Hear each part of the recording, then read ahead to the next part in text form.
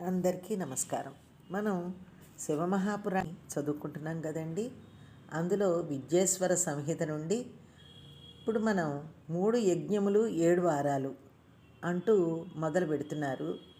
ఇక్కడి నుంచి మనం మళ్ళా చదువుకుని ఆ శివుడి యొక్క ఆ పరమేశ్వరుని యొక్క అనుగ్రహాన్ని పొందుదాం. సూతుణ్ణి ఋషులు ఇలా ప్రశ్నించారు. సూతముని, అగ్నియజ్ఞ, దేవయజ్ఞ, బ్రహ్మయజ్ఞములను గూర్చి, గురుపూజ, బ్రహ్మతృప్తిని గూర్చి మాకు క్రమంగా చెప్పండి అని అడిగారన్నమాట. సూతుడు ఇలా చెప్పసాగాడు. ఓ మునులారా, అగ్నియందు హోమద్రవ్యాన్ని సమర్పించే కర్మ యజ్ఞమని పేరు. బ్రహ్మచర్యాశ్రమంలో ఉన్నవారు అగ్నియందు సమిధనలు మాత్రమే హోమం చేయాలి. బ్రహ్మచర్య వ్రత నియమాలను పాటించాలి. గృహస్థాశ్రమ స్వీకారం చేసి ఔపాసన కర్మను ప్రారంభించే వరకు అలాగే చేయాలి. హితకరము పవిత్రము అయిన ఆహారాన్ని మితంగా భుజించుటే వానప్రస్థులకు యతులకు అగ్నియజ్ఞం అవుతుంది. వారికి వేరే అగ్నిహోత్రం లేదు. ఆత్మయందు సమారోపితమైన అగ్నిహోత్రం గలవారు వారు ఔపాసనాగ్నిని స్థాపించిన నాటి నుండి దానిని ఒక భాండంలో కానీ గర్తంలో కానీ ఆరిపోకుండా రక్షించాలి. దానిని అజస్రం అంటారు. రాజభయం వల్ల కానీ లేదా దైవం అనుకూలించకపోవటం వల్ల కానీ అగ్నిని సంరక్షించుకోలేని స్థితిలో బ్రాహ్మణుడు ఆత్మయందు లేక అరణియందు ఆ అగ్నిని న్యాసం చేయాలి. దానికి సమారోపితము అని పేరు. ఉదయకాలంలో అగ్నియందు ఇవ్వబడిన ఆహుతి ఆయుర్వృద్ధిని, సాయంకాల ఆహుతి సంపత్తిని కలిగిస్తుంది. పగలు అగ్ని సూర్యుని యందు ఉంచబడుతుంది కనుక ఈ ఆహుతులకు అగ్నియజ్ఞము అని పేరు.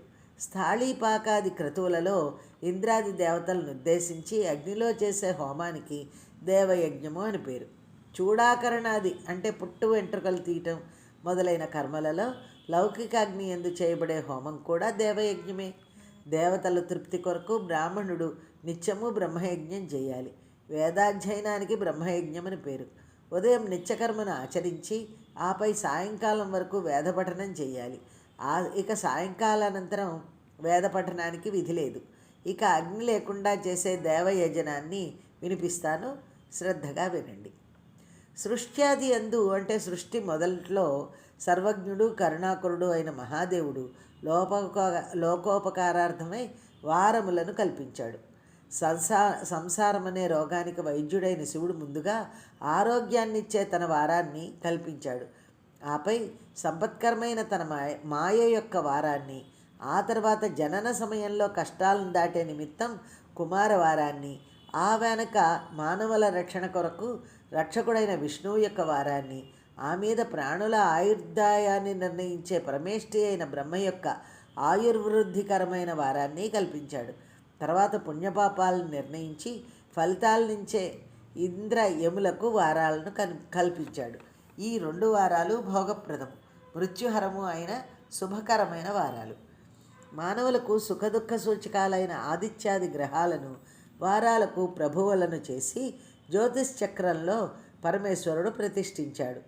ఆదిత్యుడు మొదలుగా ఆయా దేవతల వారాలలో వారిని పూజించటం వలన వరుసగా ఆరోగ్యం, సంపదలు, వ్యాధి నాశము, పుష్టి, ఆయుర్దాయం, భోగం, అమృతత్వం అనే ఫలాలు కలుగుతాయి. ఆయా దేవతలు సంతోషిస్తే ఆయా వార ఫలాలు కలుగుతాయి. ఎవరిని పూజించినా ఫలాన్ని ఇచ్చేవాడు శివుడు మాత్రమే. దేవతా ప్రీత్యర్థం పూజ 5 విధాలుగా కల్పింపబడింది. అవి మంత్రజపం, హోమం, దానం, తపస్సు మరియు సమారాధన అనేవి. సమారాధన అంటే వేదిని, ప్రతిమను, అగ్నిని, బ్రాహ్మణుని ఉపచారాలతో పూజించాలి. నేత్రరోగం, శిరోరోగం, కుష్ఠ ఇత్యాది చర్మరోగ నివారణార్థమై ఆదివారం నాడు సూర్యుని పూజించి బ్రాహ్మణులకు భోజనం పెట్టాలి. అలాగే సోమవారం నాడు సంపద కొరకు లక్ష్మిని, మంగళవారం నాడు రోగ నివారణార్థం కాళిని, బుధవారం నాడు కుటుంబంలోని వారందరి ఆరోగ్యం క్షేమం కొరకు విష్ణువును, గురువారం నాడు ఆయువును ఆరోగ్యాన్ని కోరి దేవతలను, శుక్రవారం నాడు భోగముల నిమిత్తం దేవతలను పూజించి వేదవిధులకు బ్రాహ్మణులకు అన్నం పెట్టి దక్షిణలతో సత్కరించాలి. శనివారం నాడు రుద్రాది దేవతలను ఆరాధిస్తే అపమృత్యువు నుండి తప్పించుకుంటాడు. దేవతారాధన నిత్యం చెయ్యాలి. గృహస్థుడు తన గృహంలో శుభకర్మలకు ఆదియందు, అశుభకర్మలకు అంతమునందు, జన్మతిథి నాడు శుభాలను కోరి ఆదిత్యాది గ్రహాలను ఆరాధించాలి. బ్రాహ్మణులు మంత్రయుక్తంగాను, ఇతరులు తంత్రోక్తంగాను దేవయజ్ఞాన్ని చేయాలి. పేదవాడు తపస్సుతోనూ, ధనవంతుడు ధనంతోనూ దేవపూజ చేస్తే అది ఇహపర సాధకం అవుతుంది.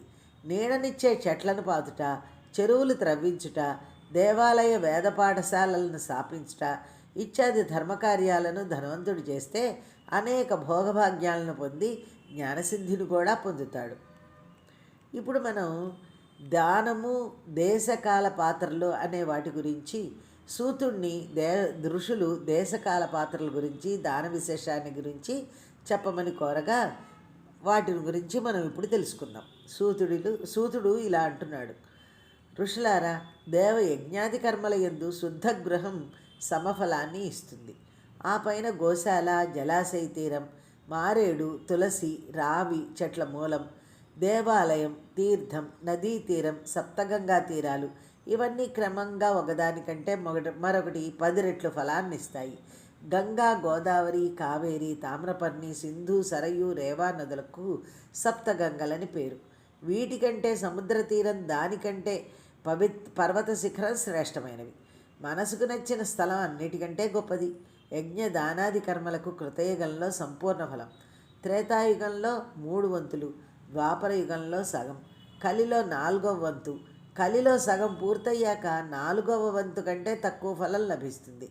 పవిత్రమైన అంతఃకరణతో పవిత్ర దినాన పుణ్యకర్మను ఆచరిస్తే సమఫలం లభిస్తుంది. రవి సంక్రమణం నాడు, విషువత్తుల యందు, దక్షిణాయన ప్రారంభంలోనూ, మకర సంక్రాంతి నాడు, చంద్రగ్రహణం నాడు, సూర్యగ్రహణ కాలమందు ఆచరించిన పుణ్యకర్మలకు క్రమంగా ఒకదానికంటే మరొక దానికి 10 రెట్లు ఫలం అధికం. జన్మ నక్షత్రం వచ్చిన దినం, వ్రత సమాప్తి అయిన దినం ఇవి సూర్యగ్రహణ కాలంతో సమమైనవి. మహాపురుష సంగమం 1,000,000 సూర్యగ్రహణాలతో సమానమైనది. తపోనిష్ఠులు, జ్ఞాననిష్ఠులు, యోగులు మరియు యతులు పూజార్హులు. వీరు పాపక్షయకారకులు. గాయత్రిని 24 లక్షల జపం చేసిన బ్రాహ్మణుడు సంపూర్ణ భోగభాగ్యాలనిచ్చే పాత్ర అని చెప్పబడుచున్నాడు. మానవుడు పతనం కాకుండా రక్షించే శాస్త్రానికి పాత్రము అని పేరు. మరియు దాతను పాతకముల నుండి రక్షించేవాడు కనుక యోగ్యుడైన ప్రతిగృహీత పాత్రము అనబడుచున్నాడు. గానం చేయువానిని రక్షిస్తుంది కనుక గాయత్రి అని పేరు. లోకంలో ధనం లేనివాడు ఇతరులకు ధనాన్ని దానం చేయలేడు కదా. అలాగే స్వయం శుద్ధుడు కానివాడు ఇతరులు కూడా రక్షించలేడు కదా. గాయత్రి మంత్ర శుద్ధుడు శుద్ధ బ్రాహ్మణుడు అనబడుతున్నాడు. అలాంటి బ్రాహ్మణుడు జప, హోమ, పూజాది సర్వకర్మల యందు దానం చేయటానికి, స్వీకరించటానికి అర్హుడు. ఆకలితో బాధపడుతున్న వారెవరైనా అన్నదానానికి అర్హులే.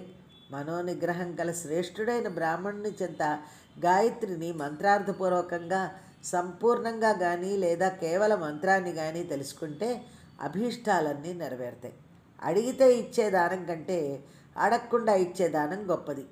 జాతి మాత్ర బ్రాహ్మణుడై దీనంగా జీవిస్తున్నవాడు, వేదవేత్త అయిన విప్రుడు, గాయత్రీ జపయుక్తుడు, విష్ణుభక్తుడైన విప్రుడు, శివభక్తుడైన భూసురుడు వీరందరూ దానాన్ని గ్రహించడానికి ఉత్తమమైనవారు. అన్నదానానికి 10 అంగములున్నాయి. ఆదరం, ఆహ్వానం, అభ్యంగనం, పాదసేవ, వస్త్రం, గంధాదులతో పూజ, అప్పములు, పచ్చళ్ళతో కూడిన షడ్రసోపేతమైన భోజనం, తాంబూలం, దక్షిణ, నమస్కారం. ఇలాంటి 10 అంగాలతో కూడిన యోగ్యమైన అన్నాన్ని అహింసావ్రతుడు, గాయత్రి మంత్రానుష్ఠాన తత్పరుడు, వేదవేత్త, గుణశీల యుతుడు అయిన బ్రాహ్మణునకు ఆదివారం నాడు పెడితే ఆ దాత 100 సంవత్సరాలు ఆరోగ్యంతో జీవిస్తాడు. అన్నిటా అర్హుడైన బ్రాహ్మణుడు దొరికితే మాత్రం సత్కరించకుండా పంపించకూడదు. విద్యను గోరు మానవులు బాలుర యందు బ్రహ్మభావన చేసి అన్నదానం చెయ్యాలి. పుత్రార్థి అయిన వాడు యువకుల యందు విష్ణుబుద్ధితో దానం చెయ్యాలి. జ్ఞానార్థి అయిన వాడు వృద్ధుల యందు రుద్రబుద్ధితో దానం చేయాలి. సద్బుద్ధిని కోరు మానవులు కన్యల యందు సరస్వతీ భావనను, భోగాలను కోరువారు యువతల యందు లక్ష్మీబుద్ధితోనూ, ఆత్మజ్ఞానాన్ని కోరువారు వృద్ధ స్త్రీల యందు పార్వతీ భావనతోనూ దానం చేయాలి. ఋషులారా, సంపాదనా మార్గాన్ని అనుసరించి ఉత్తమం, మధ్యమం, అధమం అని ధనం 3 విధాలుగా ఉంటుంది. శుద్ధమైన ద్రవ్యాన్నే దానం చేయాలి. దానివల్ల పూర్ణ ఫలం వస్తుంది. స్త్రీలకు తండ్రి, భర్త ఇచ్చిన ద్రవ్యం ఉత్తమం. గోవు, భూమి, తెలలు, బంగారం, నెయ్యి, వస్త్రములు, ధాన్యము, బెల్లము, వెండి, లవణము, గుమ్మిడికాయ, కన్య ఈ 12 వస్తువులు దానార్హమైనవి. పనస, మామిడి వంటి పళ్ళు, మినుము, కంది, పెసర వంటి పప్పులను, మిరియాలు, ఆవాలు, ధనియాలు లాంటి శాఖోపకరణాలను దానం చేయాలి. ఇక విద్వాంసుడు ఇతరుల శ్రోత్రాది ఇంద్రియాలకు ఆనందాన్నిచ్చే శబ్దాది విషయాలను దానం చేస్తే ఇంద్రియాధిష్టాన దేవతలు సంతోషిస్తారు. గురుముఖత వేదశాస్త్రాధ్యయనం చేసి వాటి ద్వారా కర్మలకు తగిన ఫలం కలదనే నిశ్చయబుద్ధిని కలిగి ఉండుటే ఆస్తిక్యం. ఇతరుల భయం వల్ల ఆస్తిక్యాన్ని కలిగి ఉన్నట్లు నటించుట అధమం. దరిద్రుడు ఏమీ లేనివాడే అయినా వాచిక, కాయిక యజ్ఞాలను చేయాలి. మంత్రస్తోత్ర పాఠం, జపం ఇత్యాదులు వాచిక యజ్ఞం. తీర్థయాత్ర, వ్రతాలను ఆచరించుట ఇత్యాదులు కాయిక యజ్ఞం. ఏదో ఒక ఉపాయం చేత కొద్దిగానైనా దేవతార్పణ బుద్ధితో కర్మను చేయాలి. తపస్సును, దానాన్ని విడిచిపెట్టకూడదు. ఈశ్వరార్పణ బుద్ధితో చేసిన దానం కానీ ఏ కర్మ అయినా సరే మోక్షాన్ని ఇస్తుంది. ఇప్పుడు మనం పూజా విధానం, పూజా విధానం వలన మనకు వచ్చే పూజా ఫలాలను గురించి ఋషులు సూతుడిని పార్థివ ప్రతిమ పూజా విధానాన్ని గురించి చెప్పవలసిందిగా కోరుతున్నారు. పార్థివ పూజ అంటే శివలింగాన్ని మట్టితో చేసి పార్థివలింగం అంటారు. దాన్ని పూజ చేస్తే ఏ ఫలితం వస్తుంది, ఎట్లా వస్తుంది అని ఋషులు అడుగుతున్నారన్నమాట. సూతుడు ఇలా చెప్తున్నాడు: ఋషులారా, మీరు చక్కగా అడిగారు. సర్వకాలాల్లోనూ సర్వఫలాలను ఇచ్చి వెంటనే దుఃఖాన్ని పోగొట్టే పూజా విధిని చెప్తున్నాను, వినండి. దీనివల్ల అపమృత్యు దోషం, కాలమృత్యు దోషం రెండూ పోతాయి. భార్య, పుత్ర, ధనధాన్యాదులు లభిస్తాయి. మట్టి మొదలైన వాటితో చేసిన ప్రతిమలకు ప్రాణప్రతిష్ఠ చేసి పూజిస్తే సర్వాభీష్టాలు సిద్ధిస్తాయి. స్త్రీ పురుషులు ఇరువరకు ఇందులో అధికారం ఉంది. పరిశుద్ధమైన మట్టిని తీసుకొని మంచి గంధపు పొడిని కలిపి ప్రతిమని చేసి మంటపంలో ఉంచి పాలతో సంస్కరించి పద్మాసనాన్ని స్థాపించి శ్రద్ధతో పూజించాలి. షోడశోపచారాలతో పూజించి నైవేద్యం పెట్టాలి. వినాయక, ఆదిత్య, విష్ణు, పార్వతీ పరమేశ్వరులను నిత్యం పూజించాలి. శివాభిషేకం వల్ల చిత్తశుద్ధి, గంధార్పణ వల్ల పుణ్యం, నైవేద్యం వల్ల ఆయుర్దాయం, ధూపం వల్ల ధనం, దీపం వల్ల జ్ఞానం, తాంబూలం వల్ల భోగం లభిస్తాయి. పూజా విధి అయిన తదుపరి నమస్కార జపములను మరువరాదు. విఘ్నేశ్వరుని పూజించడం వల్ల యహలోకంలో సకల అభీష్టములు నెరవేరుతాయి. శుక్రవారం నాడు, శ్రావణ భాద్రపద మాసాల్లో శుక్లపక్ష చవితి నాడు, ధనుర్మాసంలో శతభిష నక్షత్రం నాడు తప్పక పూజించాలి. తిథి, నక్షత్ర యోగములకు వారమే ఆధారం. వారమే అంటే రోజు ఆధారం. వారానికి పెరుగుదల తగ్గుదల లేదు కనుక వారం పూర్ణ స్వరూపం. సూర్యోదయం నుండి సూర్యాస్తమయం వరకు వారంగా, సూర్యోదయం నుండి మరల సూర్యోదయం వరకు వారంగా ఒక రోజుగా లెక్కించాలి. తిథి యొక్క ఆదియందు దేవపూజ ప్రశస్తం. పూర్ణ భోగాలు లభిస్తాయి. రాత్రితో కలిసిన తిథి యొక్క పూర్వభాగం పితృదేవతారాధనకు ఉత్తమం. తిథి యొక్క ద్వితీయార్థం పగటితో కూడి ఉంటే దేవపూజకు శ్రేష్టం. తిథి ఉదయం వ్యాపించి మధ్యాహ్నం వరకు ఉంటే ప్రశస్తం. పూజా శబ్దానికి ఉత్పత్తి ఏమిటంటే పూహ్ జాయతే అనేనా ఈ కర్మచేత పూర్ణమైన భోగాలు జాయతే కలుగుతున్నాయి. నిత్య నైమిత్తిక కర్మలు కాలాంతరమునందు, కామ్యకర్మలు వెంటనే ఫలితాన్నిస్తాయి. ఋషులారా, త్రిమూర్తులకు, ఇంద్రాది దిక్పాలకులకు, తక్కిన దేవతలకు, దేవజాతులైన స్త్రీ పురుషులకు, దిగ్గజాలకు, పాతాళలోక వాసులైన మహానాగాలకు, ధన్వంతరి, అశ్విన్యాది దేవతలకు వారికి ఇష్టమైన తిథి, వార, నక్షత్ర, పక్ష, మాసములున్నాయి. వాటిని తెలుసుకొని ఆ సమయంలో పూజిస్తే కోరిన ఫలాలు వెంటనే లభిస్తాయి. కర్మలను నిష్కామంగా చేస్తే జ్ఞానమే దాని సిద్ధి అవుతుంది. స్థావర జంగమాత్మకమైన ఈ సర్వజగత్తు బిందునాదాత్మకం. బిందు శక్తి శివుడు నాదం. శివశక్తి స్వరూపమే జగత్తు. బిందువునకు నాదం ఆధారం.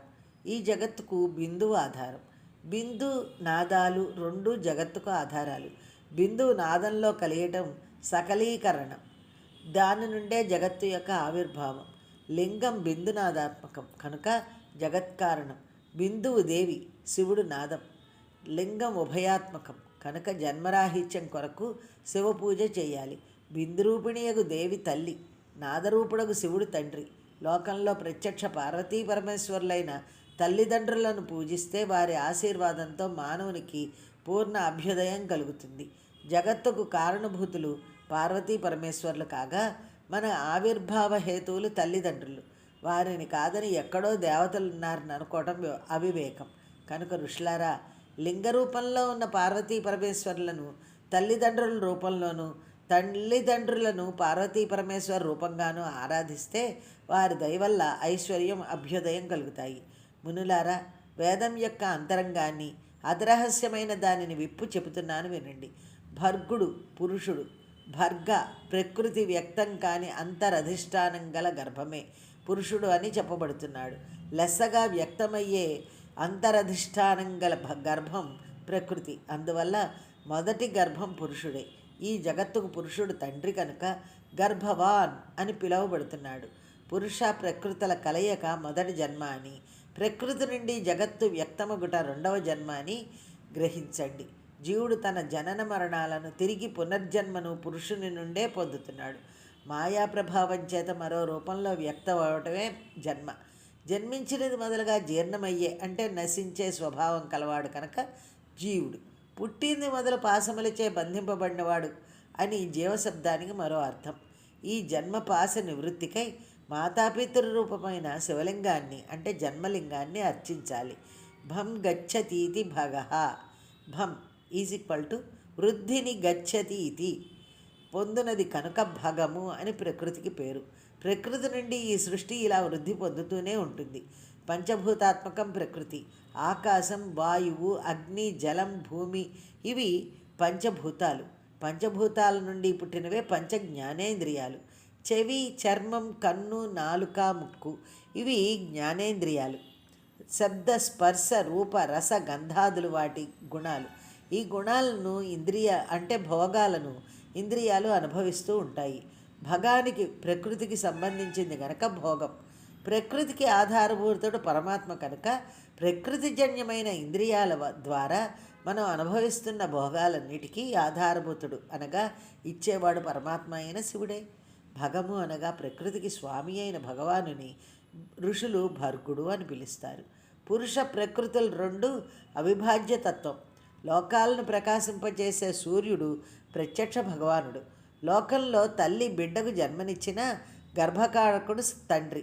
అలాగే ప్రసవధర్మం గల ప్రకృతి యందు ఈ జగత్తును సృష్టించేవాడు లింగరూపుడైన శివుడు. లింగం అంటే గుర్తు లేక చిహ్నం. పురుష శబ్దవాచ్యుడైన పరమాత్మకు చిహ్నమే లింగం. ఆదివారం నాడు మహాలింగాన్ని పంచగవ్యాలతో ఓంకారంతో అభిషేకించాలి. పంచగవ్యాలు అంటే గోమయం, గోజలం, గోక్షీరం, గోపెరుగు, గోవు నెయ్యి ఇవి పంచగవ్యాలు. ఓంకారానికి ధ్వని లింగమని, స్వయంభూలింగానికి నాదలింగమని, యంత్రానికి బిందులింగమని, ప్రతిష్ఠిత లింగానికి మకారలింగమని, ఉత్సవమూర్తులకు ఉకారలింగమని, గురువు యొక్క శరీరానికి అకారలింగమని పేర్లు. శివభక్తి కలగటానికి సులువైన ఉపాయం చెబుతాను వినండి. మానవుడు రుద్రాక్ష ధారణ వలన 4వ వంతు భక్తిని, విభూతి ధారణ వలన అర్ధభాగాన్ని, మంత్రజపం వల్ల 3 వంతుల భక్తిని పూజిస్తే పూర్ణభక్తిని పొందుతాడు. పూర్ణభక్తి కుదిరితే జన్మరాహిత్యమే దాని ఫలం.